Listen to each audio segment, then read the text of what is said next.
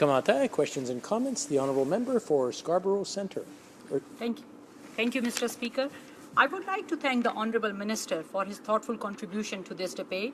It has been noted that this legislation will reduce the age period where applicants for citizenship need to demonstrate knowledge and language proficiency to ages 18 to 54. It seems to me this is a fair range. Could the Honourable Minister perhaps discuss with the House why asking a 64-year-old grandmother who is reuniting with her family to pass an English test is a somewhat unfair? The Honourable Minister of Immigration, Refugees and Citizenship. Well, thank you, Mr. Speaker.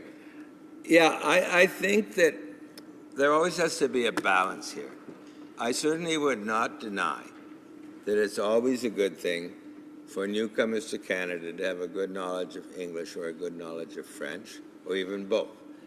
But the balance has to be made between the situation of the newcomers and the situation they're coming to.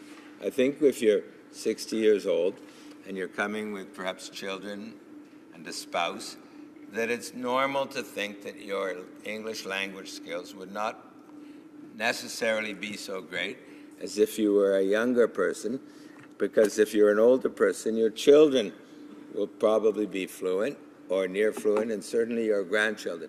And I think the way we've always done it in this country is that often the people on initial entry had far from perfect English, but then they improved and their children and grandchildren were perfectly fluent.